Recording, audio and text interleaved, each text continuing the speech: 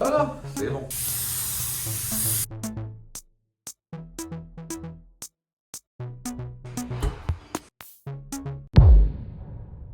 Bonjour les amis et bienvenue, j'espère que vous allez bien. Alors aujourd'hui, le sujet de cette vidéo, ce sera une petite peinture sur cette voiture-là. Mais avant ça, abonne-toi et like. Et dans l'immédiat, je t'explique tout et pourquoi. Voilà, allez c'est parti, on y va. Eh ouais, ma fille m'a lissé les cheveux hier et c'est vrai que j'ai une tête de cul. Mais comment ça lui a fait plaisir, je te raconte pas. Donc, chantier d'aujourd'hui, petite patiente, donc Dacia Sandero Stepway. La voiture, elle a un tout petit peu plus de 10 ans, pas mal de kilomètres au compteur. D'ailleurs, il y a un passage d'expert avant les travaux, pendant les travaux et à la fin des travaux parce qu'économiquement, elle était à la limite du réparable. C'est pour ça que cette méthode-là est colle-à-pic. Pourquoi? Tout simplement parce que l'autre jour, j'ai fait une vidéo, donc la semaine dernière, j'ai fait une vidéo sur le C4 Picasso blanc avec une peinture mouillée sur mouillée. Je vais te l'afficher là si tu l'as pas vu. Et j'ai eu pas mal de vues, pas mal de retours. Bon, j'en ai eu 500 en 48 heures dans les médias. Ce qui est pas mal pour cette chaîne-là, en traitant ce sujet-là. Je pensais en avoir moins, hein, faire 10 vues à un mois. Mais au final, il y a eu pas mal de gens qui étaient intéressés à regarder le truc. Et puis surtout, on a échangé. Voilà. Donc, j'ai eu aussi dans les commentaires en privé ou sur la chaîne d'ailleurs, des gens qui m'ont dit que ça se passe pas du tout pareil avec une peinture métallisée. Vernis. À l'eau, bien évidemment. Donc, on va le faire aujourd'hui. Bien sûr que, en temps normal, je l'aurais apprêté cette voiture-là avec un après de charge et ensuite j'aurais poncé et peint. Mais pour faire un petit contenu et puis pour voir le résultat, parce que je me mets une réserve là-dessus quand même, je suis pas sûr, on le fera, mais je suis pas sûr du résultat vu qu'on le voit à 360 degrés l'élément une fois qu'il est fini vu que c'est un haillon. Donc le client aura le nez dessus en permanence, c'est-à-dire qu'à chaque ouverture, il peut le voir dans tous les sens. Ce qui est tout différent d'une porte qui s'ouvre. Une porte qui s'ouvre, tu la vois pas par en bas, par en haut, par le côté, tout ça. Là, tu peux regarder vraiment à 360 degrés l'élément et constater qu'il y a un problème de charge, de brillant, voilà. Donc, tu as compris. Donc voilà, on va le faire. On va peindre le haillon qui a été réparé. Donc avec un mastic de charge, mastic de finition. Moi, je l'ai fini au 600 à la cale sèche et avec une machine. Il y a un petit défaut, qu'on en a parlé tout à l'heure avec mon supérieur, on s'en fout, faut que ça soit propre, point barre. Ensuite, la partie extérieure de la jupe, élément neuf sur l'extérieur, pareil, ici on va mettre de l'anti-rouille sur toute la longueur, joint, là, tac, et puis bon, on va peindre. Pare-choc arrière neuf, brut, avec l'additif dans l'Univia, l'additif plastique. On va le taper avec ça aussi. Et ensuite, un autre patient ou une autre patiente, 308 pare-choc avant noir. On le fera mouillé sur mouillé. Elle a été repeinte je ne sais pas combien de fois. Tu vois, on pourrait lire l'âge dessus si c'était un arbre. Et là, c'est pareil. Donc, finition 600. Et je l'ai fini aussi à l'eau au 600 à la main. Pourquoi? Juste pour enlever les queues de cochon et pour ressentir en fait s'il gratte ou pas. Faut qu'il soit lisse à la main. Donc voilà. Donc on va s'y mettre et puis bon, on va voir le résultat. Je vous dis encore une fois, je mets des réserves sur le résultat. Je suis sûr de ma méthode, ça il n'y a aucun problème. On est hors méthode d'ailleurs, elle n'est pas conseillée par XL qui commercialise ce truc-là. Mais je l'ai déjà fait plein de fois, même pour moi, hein, sur des bécanes et tout. Et réellement, moi par exemple, j'ai une bécane qui est chez moi depuis au moins 5 ans, ça n'a jamais bougé.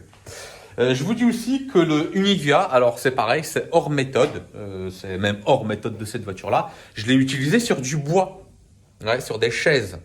Si tu veux, tiens, je vais prendre des photos tout à l'heure et au mixage, je vais te mettre la chaise en question. Sur presque 8 ans d'utilisation, ça n'a pas bougé et surtout la chaise est brille comme une bagnole. Donc voilà, vous faites ce que vous voulez, vous poncez ce que vous voulez. Moi, je te le dis, si tu l'utilises et tu fignoles bien tes éléments avant peinture, tu verras, ça ne bougera jamais. Donc voilà, on met la cabine en route pour que ça se réchauffe un tout petit peu au niveau des éléments et on va appliquer la première couche de l'Univia. Je me suis préparé des micros parce que l'autre coup, le son il était pourri. On va l'accoupler à une GoPro 9 et on verra ce que ça donne. Tu vois, je m'en suis mis un petit cravate là. Attention, il y a de l'investissement. Et on va voir, on va péter le truc et puis j'espère que ça vous plaira encore une fois. Donc voilà à quoi ça ressemble. Voilà, tu vois. La GoPro elle a couplé à un autre micro extérieur qui se trouve, je sais plus où il est là. Tiens, il est là. On verra ce que ça donne le son. J'ai fait les essais tout à l'heure, mais j'avais pas d'oreillette. J'espère que ça passe réellement. Donc, l'étape qu'on va faire tout de suite maintenant, avant même la peinture, ça va être le dégraissage. Donc ça, je vais pas le filmer, tu le sais. Chiffon mouillé, chiffon sec. Et dépoussiérage des éléments, surtout de l'élément plastique brut, car il est hyper statique. Hier, pour un autre chantier, je l'ai déjà mis en cabine. Il faut les mettre en cabine, les éléments neufs. Pourquoi? Tout simplement pour enlever les espèces de paraffine grasse qu'il y a dessus. Parfois, il se peut que ça crée des réactions au pire et au mieux, en fait, que ça te fasse décoller ton après, même l'après avec un additif plastique. Voilà. Donc, c'est préconisé de l'échauffer quand même avant la peinture. Celui-là, pareil, dégraissage, dépoussiérage, et puis ensuite, fine couche d'après. Donc, cette fois-là, on va aller vraiment mollo sur les mastiques parce qu'ils sont épais, mais surtout qu'il y a eu beaucoup de peinture par-dessus, au moins 2 ou 3 chantiers auparavant. Ouais, à peu près, ouais. Et donc, j'espère que ça va pas trop détourer sur la première couche. Si ça détourne dès la première couche, on est mort. On est mort. Allez, c'est parti.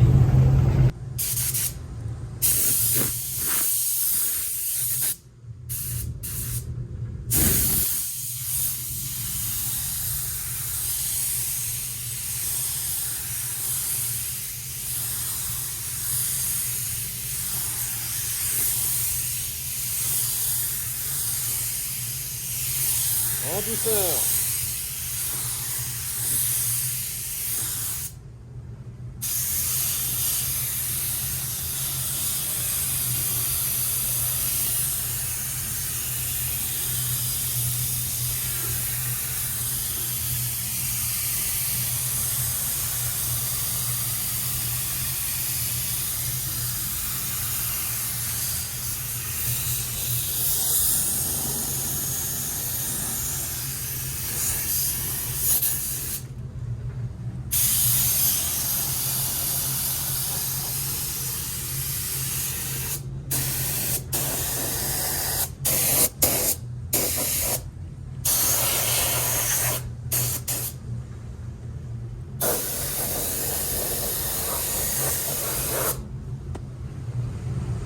Donc là, pareil, légère couche.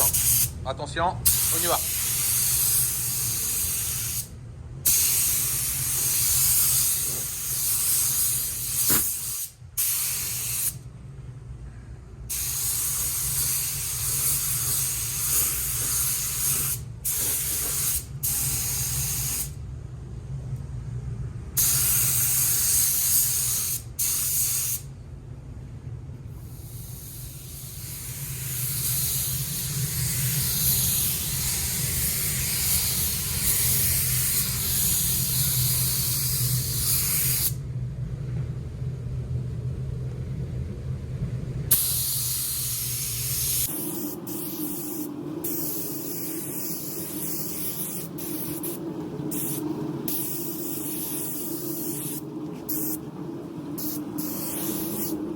Alors les amis, première couche fine de l'Univia vient d'être appliquée. Donc voilà le résultat, c'est quand même pas mal.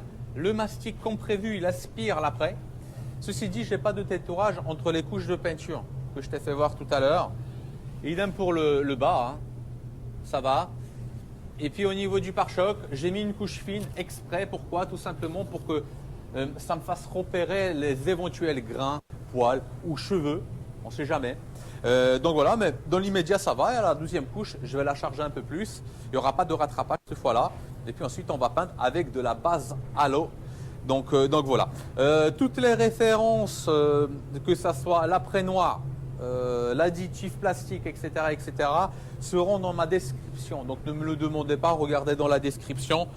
Vous aurez tout. Je vais essayer de compléter le truc. Bon, je vais vous mettre les refs que moi j'ai sur les boîtes. Et puis voilà, après tu te débrouilles si tu veux commander chez Renault, tu les auras sans aucun problème, ou tu appelles directement XL.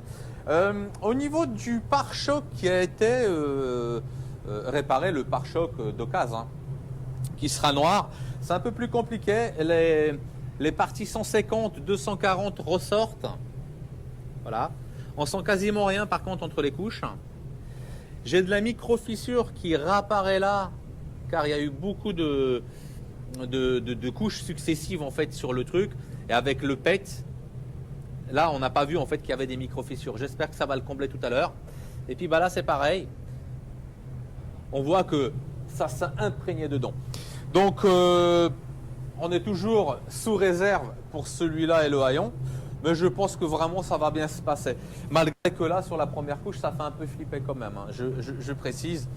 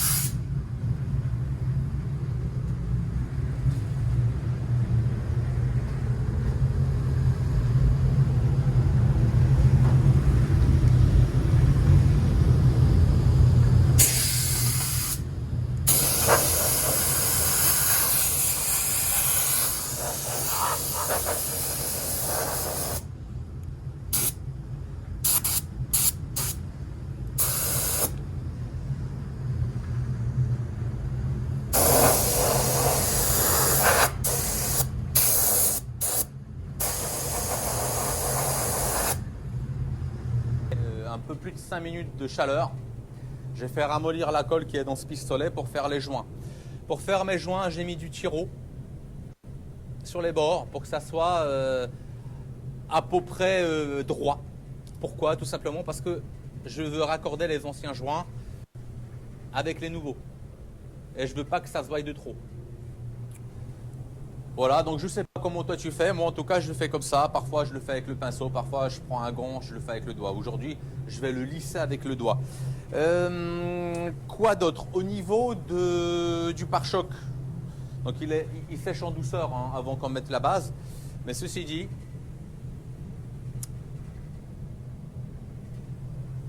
c'est pas si pourri que ça. Voilà, donc bah, je vais poser le joint. Et puis bah, tu vas regarder bien évidemment. Et ensuite on peint.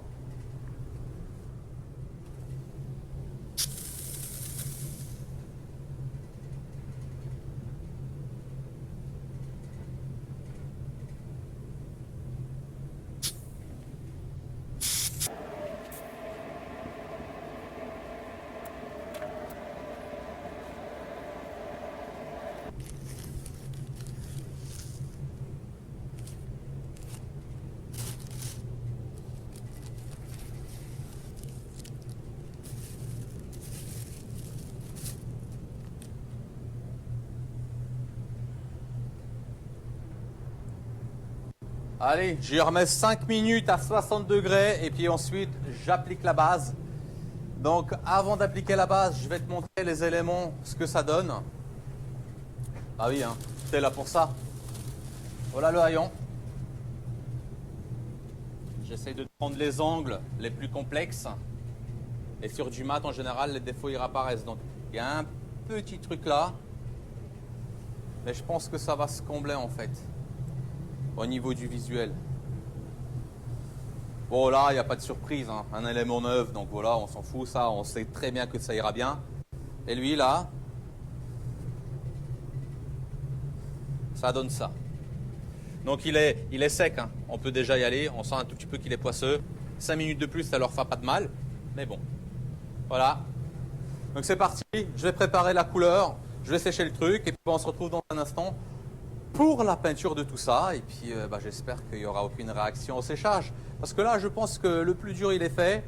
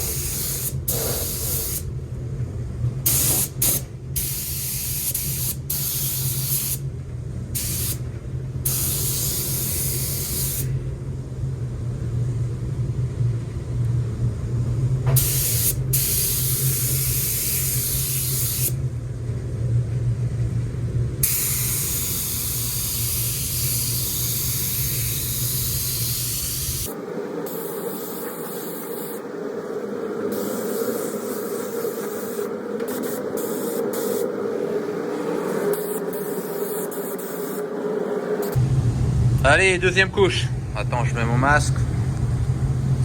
C'est parti.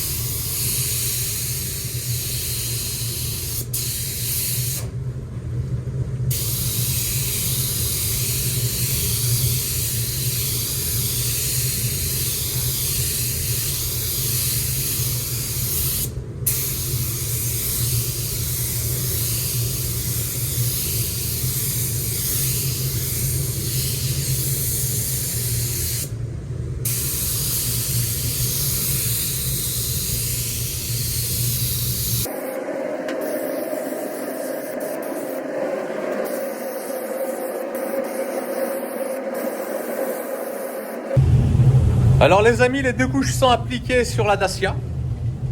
Voilà, ça donne ça.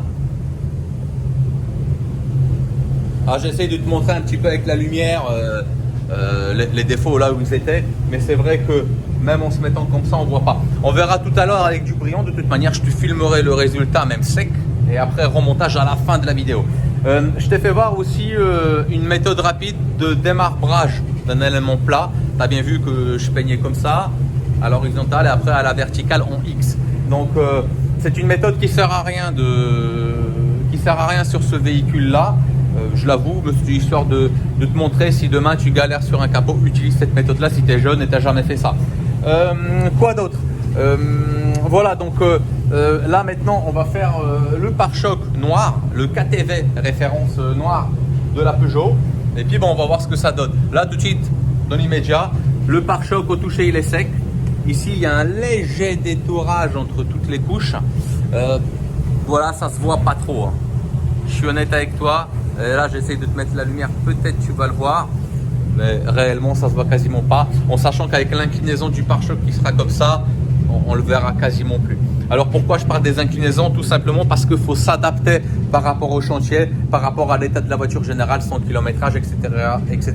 Je dis pas que tous les clients sont pas égaux, mais bien évidemment demain tu as deux C15 qui arrivent, tu vois, c'est un exemple. Une vieille voiture utilitaire, deux C15 qui arrive, un C15 complètement défoncé, plein de terre, dégueulasse, intérieur, extérieur, un élément pas de la même couleur, enfin voilà.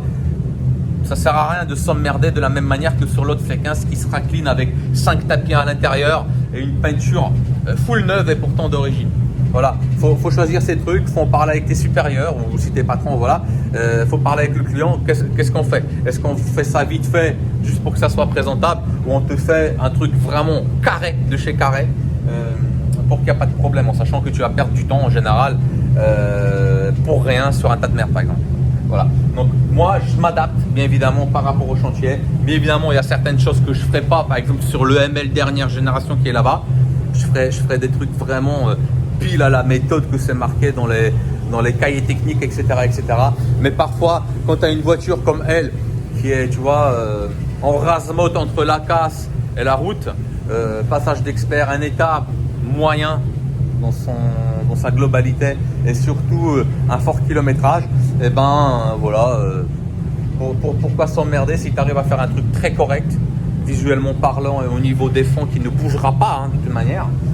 Et voilà, mais bon, c'est vrai qu'on travaille un tout petit peu hors méthode, ça je te l'admets.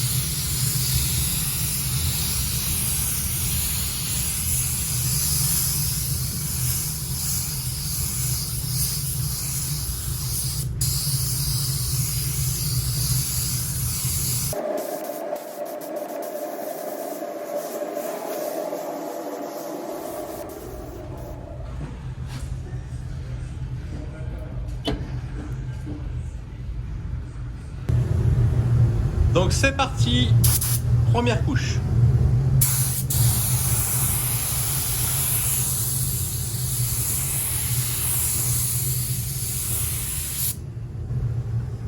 Merde, j'ai pas ouvert le petit capuchon.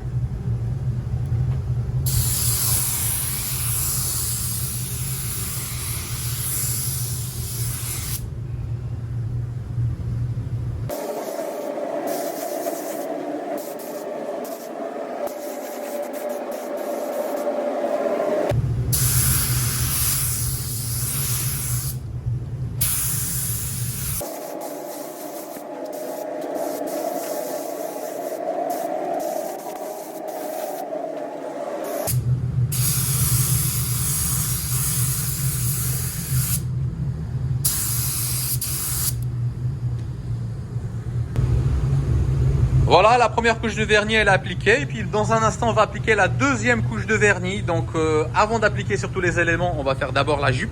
Oh, une seule couche, ça suffira. Je vais un tout petit peu plus charger sur la partie supérieure parce qu'il n'y a pas de cache plastique qui la protège. Et c'est vrai que les gens en fait en général iraient ici avec les packs de flotte, enfin voilà. Donc je chargerai un peu plus en vernis pour que ça soit un peu plus solide. Qu'est-ce qu'il faut savoir? Ah oui, le pare-choc là-bas, il ne faudra pas que je le charge au niveau de l'arête. On va la décacher tout à l'heure, comme ça tu verras si l'après avec l'adjudant plastique il tient bien. Mais surtout, faut pas que je le surcharge, faut pas que je coule dedans, sinon ça fera dégueulasse. Voilà, et puis comme je t'ai dit tout à l'heure, quand ça séchera, ce sera sec à cœur, et ben je te montrerai le résultat, les éventuels défauts. Il se peut que j'ai des petits grains, parce que tout à l'heure j'ai eu une aranière réellement qui est sortie de là-dedans, et pourtant j'ai soufflé, ressoufflé, mis du tampon, et je sais pas, elle a apparu là. Donc voilà, c'est comme ça dans la peinture. Tu peux faire tout ce que tu veux, mais quand ça veut pas y aller, ça veut pas y aller. Ceci dit, le résultat au niveau du haillon, tu vois, tu peux suivre les néons, c'est pas trop mal. Mais dans l'immédiat, c'est légèrement peau d'orange. Tout à l'heure, je vais charger un peu plus, tu verras, ce sera un mirror. Donc j'ai mis une couche sur la jupe et une deuxième couche sur ce pare-choc là. Regarde le résultat, ça donne ça dans l'immédiat. Et là-dessus, je vais mettre une deuxième couche. Je ne l'ai pas filmé tout à l'heure, tout simplement parce qu'il fallait que je recharge le pétard, donc j'ai refait 200 grammes. Et on va faire haillon, pare-choc. On va décacher 2-3 petits trucs. Et puis on va mettre en chauffe.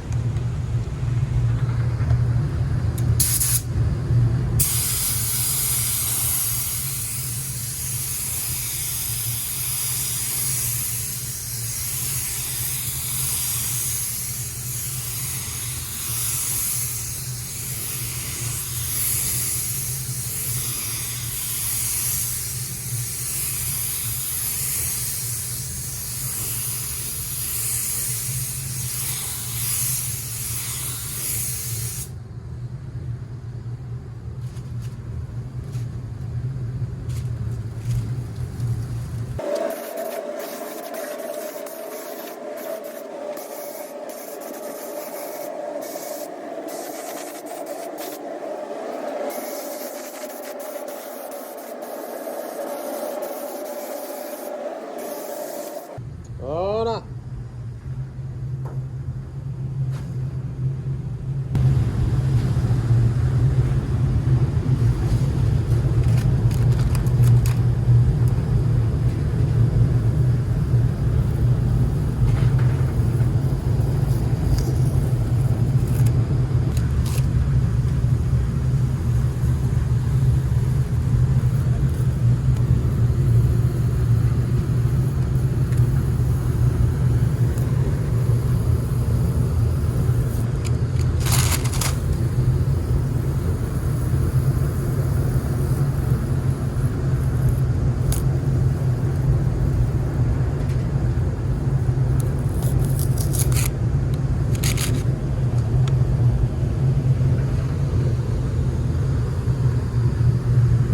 On est d'accord?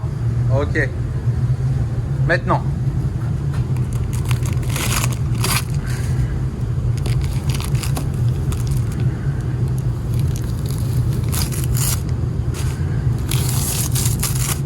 Tu commences à capter pourquoi je me suis arrêté avec le tiro tout à l'heure ici?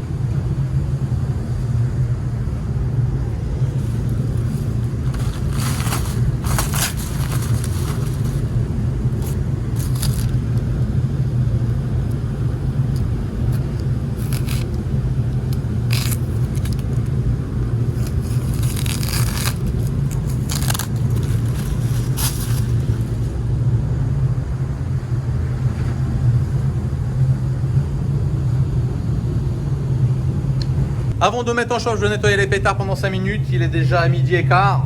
Après, je vais aller manger. Donc, nettoyage des pétards. Ça va se respirer un petit peu pendant 5 minutes. Et ensuite, j'y mets 20 minutes à 65 degrés. Et puis, bah, tout à l'heure, à 13h30, 14h, je vous montrerai le résultat déjà dans la cabine. Comment ça a travaillé. Et puis ensuite, une fois que c'est remonté, et vous en jugerez du résultat. À tout à l'heure.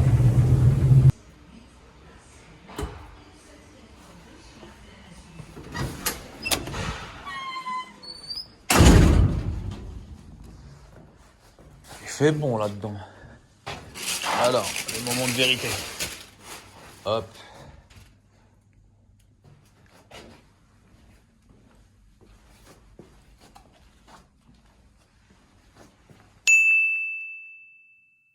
Donc ici, il y avait le mastic. Et maintenant, voilà, je te passe avec le néon, tu vois. Comme ça. Ah, il y a quelqu'un qui s'est coincé des mains. Là, tu vois le métal. Voilà, regarde. Comme je vous ai dit, la préparation est la clé du rendu. Bon, il y a les produits qui font un petit peu le travail, mais c'est toi, quand tu prépares, eh ben c'est toi le maître de tout ça. Voilà. Ici, je te disais qu'il y avait un défaut. Et regarde, il ressort ici. Il est minime. Il se verra même pas après le lavage. Mais il est là. Attends, je recule encore un peu. Ah, je sais même pas si on le voit. Tu vois, il est là. Attends. Tac. Tu vois la petite déformation. Donc de près, quand on est dessus, comme ça, on le voit pas. Mais avec le néon, il y a un petit truc. Mais celui-là, on s'en fout. Avec le gros logo, voilà, c'est des broutilles. Et là, on peut y aller de là.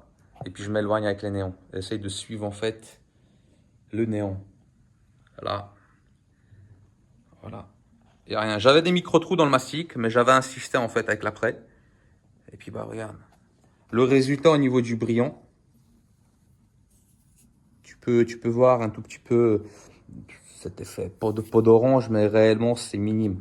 Je me demande même si c'est pas mieux que le constructeur, tu vois. Parce que le constructeur, en fait, ça, c'est peau d'orange d'origine sur ce modèle-là. Au niveau du pare-choc, quasiment pas de grain. J'en ai 2-3 que je rattraperai en lustrant avec du 2000. Là, j'en ai un petit vilain qui est ressorti, mais après, en fait, l'application du produit.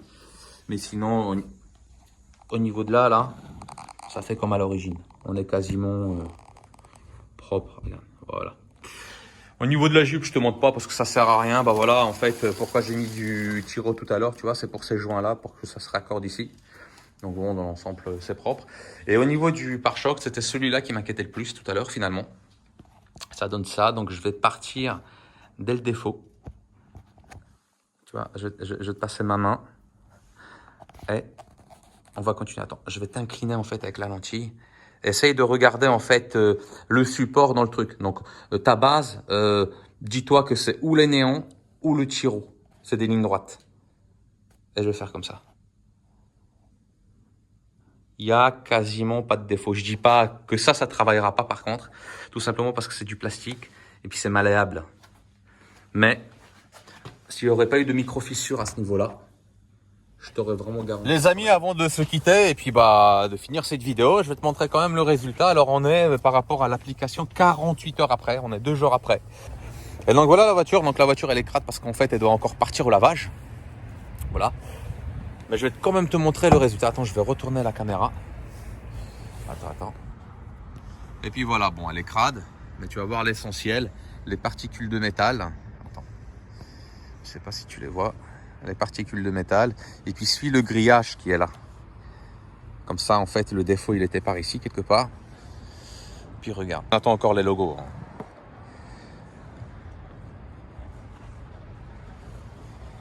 Hop, je me tourne dans l'autre sens. Voilà, c'est ce que le client lui il verra. En gros, que dalle. Juste un truc qui brille bien. Voilà les amis, qu'est-ce que tu veux que je te dise? Ça fonctionne. Par contre, il y a des règles à respecter. La première règle, le ponçage, la préparation des fonds, c'est très très important. Faut que tu respectes la règle des 100. Tu passes pas du 80 au 600 directement, bien évidemment. Il y a des paliers quand même à respecter. La deuxième chose, c'est les séchages des fonds. Les séchages des après, les séchages de la base et le séchage des couches de vernis. Tu fais pas ça comme ça. Là, je t'ai montré, voilà, grossièrement, mais bien évidemment que le temps entre les couches est respecté. Donc voilà, j'espère que ça vous a plu. Si vous avez des questions, posez-les moi. Je vais vous mettre toutes les références des produits dans la description. Et puis, sur ce, gros bisous à tous. Amusez-vous bien. Et puis à bientôt sur d'autres vidéos, d'autres sujets. Tiens, d'ici très peu de temps, je ferai une vidéo sur un testeur de batterie que j'ai reçu cet été. Mais le sujet n'y était pas. Maintenant, vu qu'il gèle, je suis tombé en panne de batterie 2 fois. Enfin, je suis tombé en panne de batterie que je croyais tomber en panne de batterie. Mais au final, je te dirai pourquoi le testeur m'a servi. Et puis on le testera contre un autre testeur pour voir s'il raconte des conneries ou pas. Je suis en train de négocier encore le code promo là-dessus parce que les mecs ils m'en filent pas assez. Je veux qu'il y ait un truc canon pour vous. Donc voilà les amis, à bientôt et puis gros bisous. Ciao.